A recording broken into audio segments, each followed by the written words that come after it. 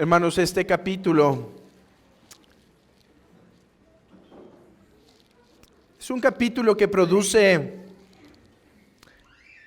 sobre todo para aquellos que ya han leído la Biblia al menos una vez, al volver a leer este capítulo, necesariamente produce un sentir de tristeza, un sentir de temor, lástima.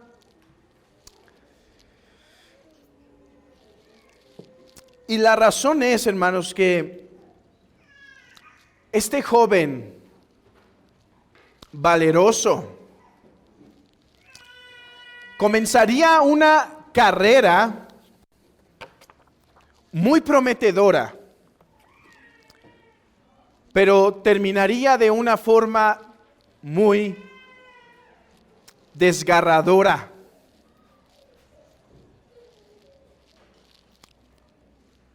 Y de hecho, esto vuelve difícil el pasaje, porque en el pasaje no tenemos como tal nada malo de Saúl, ¿no? Se menciona que la providencia de Dios lo llevó con Saúl, o sea que se perdieron sus animales, porque Dios iba a usar eso para que al final llegara con Saúl. Se menciona que era un hombre valeroso, hermoso, e incluso se nos revela hasta humilde.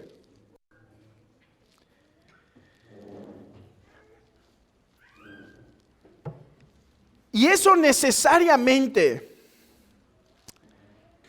nos mueve a pensar positivamente de él, pero al saber su final, no podemos meditar este capítulo, sino contemplando la historia completa.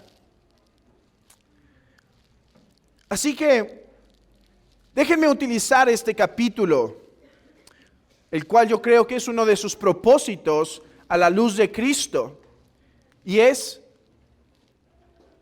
comparando a Saúl con nuestro Señor Jesucristo. Ya que incluso, aunque hay y va a haber defectos en Saúl, como en todos los jueces y en todos los profetas, siempre no obstante hay algo que ese oficio o el que ejecutaba ese oficio nos decía de Jesús. Por ejemplo, nosotros vimos a Sansón, que aunque fue un hombre con mucho pecado, había una forma en la que nos anticipó a Cristo. Ahora, lo difícil de meditar en Saúl y ver algo relacionado con Cristo es que Saúl terminó como un verdadero apóstata. Y eso lo hace complejo. No obstante, déjenme intentar hacer este contraste o comparación. En primer lugar, mostrando que sí hay algunas similitudes positivas, si se quiere ver así. ¿Cuál es la similitud positiva? Se dice que era hermoso. Y esto me hacía pensar necesariamente en Cantar de los Cantares y en el Salmo 45, en donde habla de Jesús la Escritura como aquel que es hermoso. De hecho, nosotros cantamos en uno de nuestros himnos que Él es bello y que es más bello que incluso las constelaciones. Y ciertamente de Saúl se refería en el aspecto físico, pero de nuestro Señor una belleza que supera lo que es físico, y es una belleza espiritual, una belleza en la verdad, en la santidad. Otra comparación positiva, si se quiere ver así, es que Saúl venía de una casa humilde. Dice, a la menor de las tribus, a la menor de la casa vas a favorecer con este privilegio de ser rey de Israel? Y hermanos, aunque Cristo es verdadero Dios de verdadero Dios y por lo tanto viene de la casa más alta y sublime que podamos imaginar, no obstante, al ser verdadero hombre, nosotros recordamos la forma en humildad en la que nació, de una mujer desconocida, en circunstancias adversas, en bastante pobreza, en persecución desde el principio. Y creo que esos dos puntos conectan, pero inmediatamente soy movido a decir aquellas cosas en las que no solo no hay relación, sino verdadera contraposición. Y una la he mencionado brevemente, así que ahora solo lo menciono y pasamos. Y es que Saúl era hermoso por fuera, pero Saúl no tenía una hermosura interna. Saúl no tenía una obra de santificación en la paz, en la verdad, en el amor, sino que quizá podríamos llamarlo, era una mera santificación externa, donde externamente parecía ser hermoso.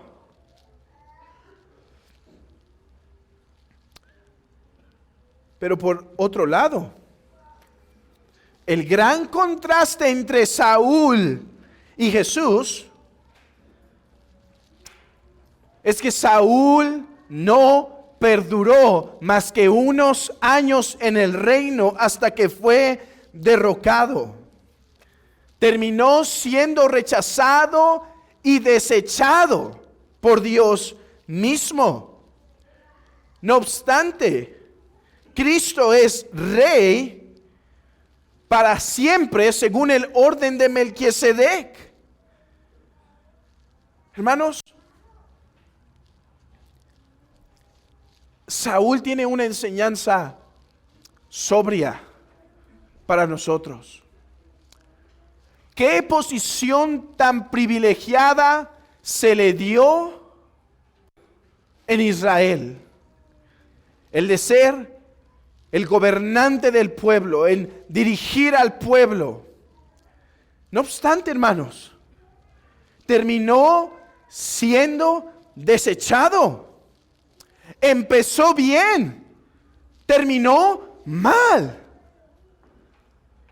Y esto debe traer una advertencia antes de que continuemos aplicándolo a cómo resalta nuestro Señor Jesucristo en contraste con Saúl. Esto debe traer una aplicación y una examinación para la iglesia esta mañana. ¿Cuál es esa enseñanza sobria? Que, amado hermano, tu seguridad de tener paz con Dios no se basa en cómo comenzaste tu caminar cristiano. Saúl comenzó muy bien, siendo dirigido en la providencia, pareciendo un hombre humilde, recibiendo un gran reino, pero terminó mal. El punto no es si iniciaste bien, el punto es, ¿continúas en la fe? ¿Continúas en la fe? No es si has tenido caídas, no es si has fracasado muchas veces. La pregunta es, ¿hoy te encuentras en la fe del Hijo de Dios?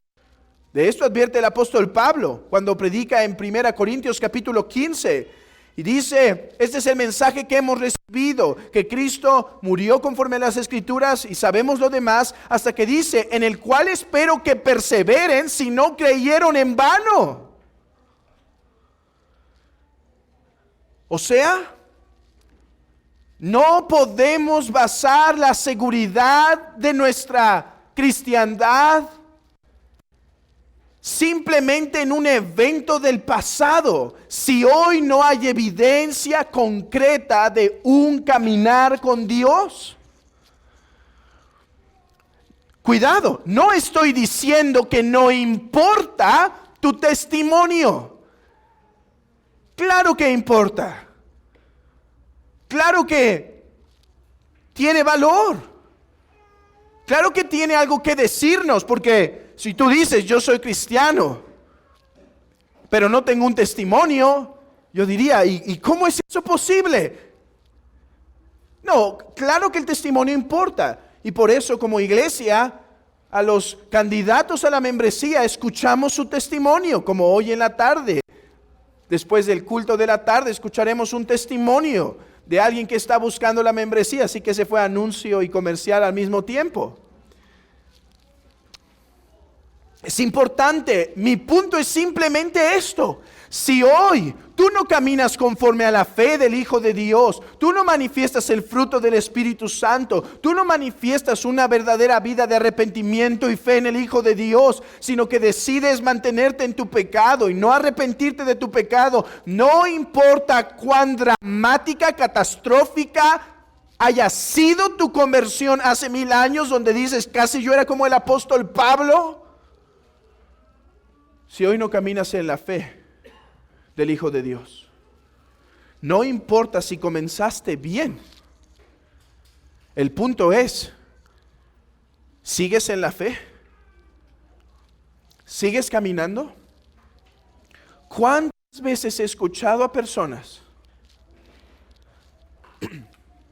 decir que tienen seguridad que son cristianos porque hace mucho tiempo dejaron esto, aquello y lo otro?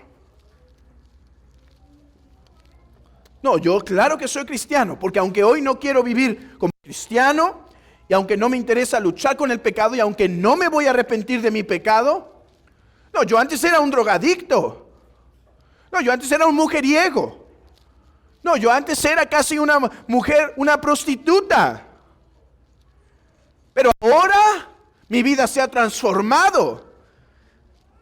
Perdón, y aquel día mi vida se transformó, aunque hoy no vivo en conformidad a ello. Déjame te digo algo.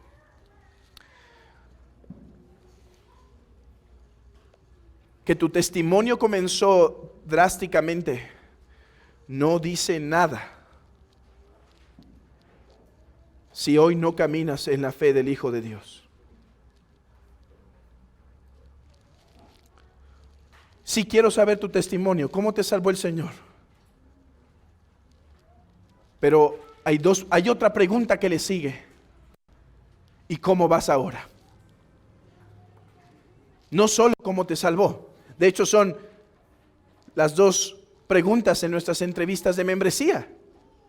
No es solo cómo te salvó, sino después de que nos contestan y nos platican cómo se salvó, la segunda pregunta, que a veces los entrevistados no se dan cuenta que quizá es la más importante, y ya les di el punto a los que están por ser entrevistados, pero que realmente es muy importante, muy importante.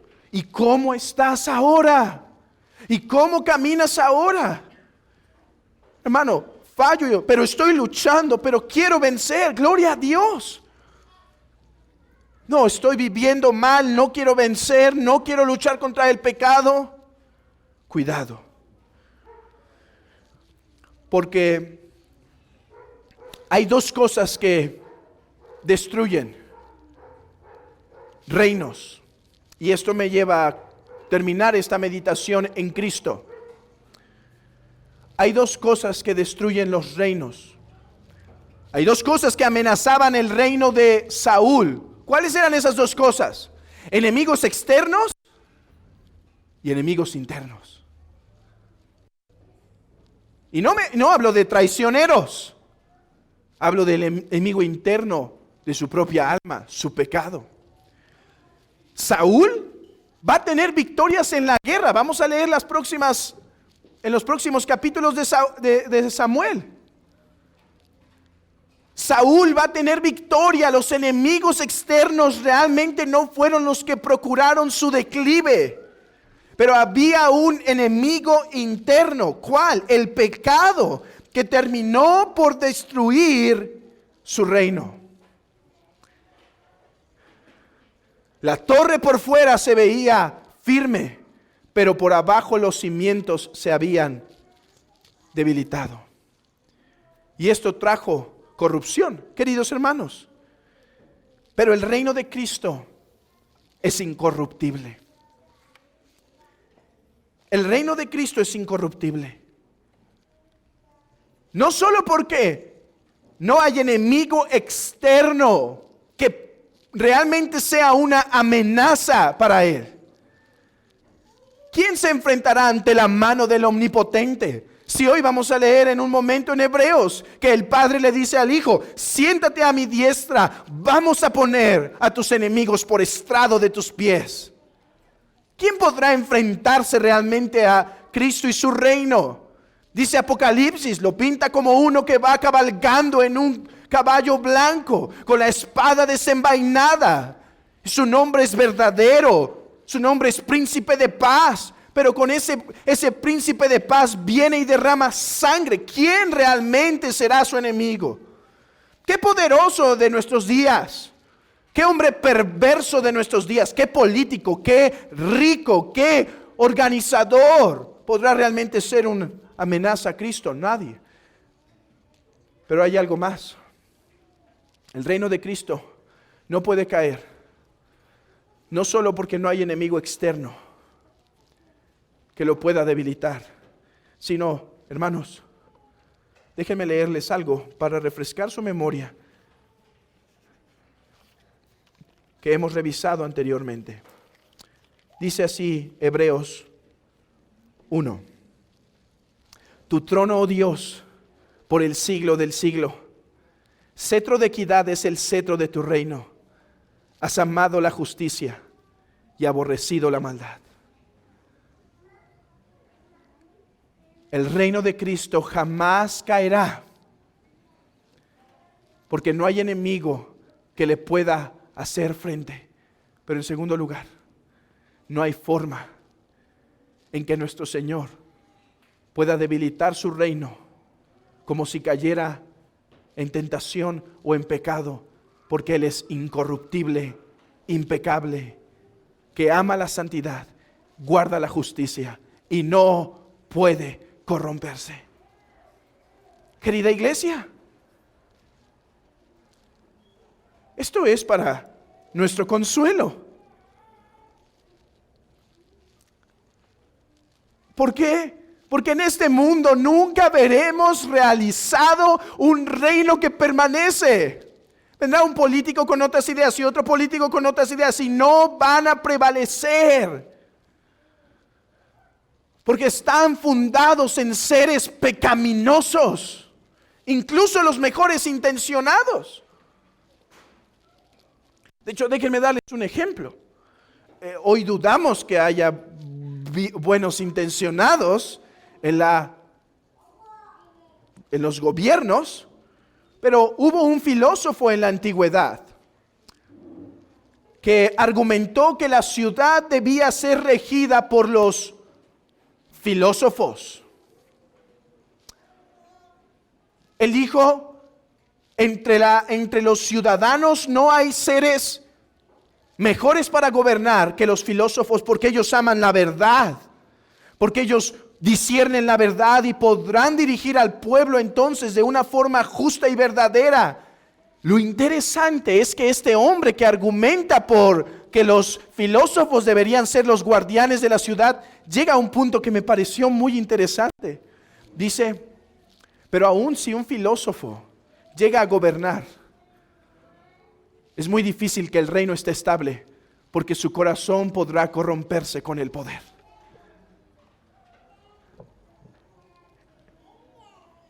Hermanos, no caigamos en el engaño de que llegará el político que pondrá esto en orden. No, mis hermanos, nosotros esperamos una ciudadanía que tiene un rey incorruptible, y esa es nuestra verdadera esperanza. Y ten esta seguridad, iglesia. Si verdaderamente estás en Cristo, vivirás en un reino inmarcesible, incorruptible, una patria que nos está reservada en los cielos. Allí está nuestra esperanza, hermanos. No en esta tierra. Esta tierra va a perecer. Hagamos lo más que podamos para hacer sal y luz, pero esta tierra se irá corrompiendo. A menos que el Señor quiera hacer un tiempo de avivamiento por un tiempo. Pero hermanos, este mundo se corrige no con medicina o con cirugía, sino con fuego. No esperamos la mejora de las cosas progresivas, sino de forma cataclísmica, o sea, por medio de terremoto, cuando el reino de Cristo sea establecido. Esta es tu esperanza, iglesia, porque tienes un rey que no se puede corromper. Déjame terminar esto dirigiéndome a ti, que no estás en Cristo. Estas son malas noticias para ti. Porque si tú no estás en Cristo, tú no entrarás a su reino, porque no habrá cosa inmunda que entre. Con esto no estoy diciendo que nosotros somos santos y perfectos y por eso vamos a entrar. No, para nada. Somos pecadores tanto como tú, o quizá a veces peores. Pero Cristo ha venido a lavar a su pueblo. Y todo aquel que en Él pone su esperanza es lavado y será lavado definitivamente. Pero si tú no pones tu esperanza en Él, jamás serás lavado. Y con tu inmundicia permanecerás para siempre. Por eso dice el libro de Apocalipsis, el que es inmundo sea inmundo todavía. No hay sanación para el inmundo fuera de Cristo. Y si tú no vienes a Cristo en arrepentimiento y fe, pidiéndole que te lave de tus pecados, que te perdone de tus pecados, teme y lamentate, pero ve a Cristo. Teme porque no vas a entrar, porque no habrá cosa inmunda que pueda debilitar ese reino. Las puertas se cerrarán y se gritará: gente justa, entrad. La gente justa, la que ha amado la verdad, la que ha amado a Cristo. Pero los abominables y homicidas, los fornicarios, hechiceros, los idólatras y todos los mentirosos tendrán su parte en el lago que arde con fuego y azufre, que es la muerte segunda. ¿Por qué perecerás fuera de este reino de luz? ¿Por qué te irás al reino de las tinieblas, donde Satanás y el diablo serán castigados? ¿Por qué, si está el reino de luz ofreciéndote, ven para que tus pecados sean expuestos, pero sean sanados en Cristo también? Que el que tiene oídos para oír, oiga lo que el Espíritu dice a la iglesia y lo que el Espíritu dice a todos aquellos que están fuera de Cristo.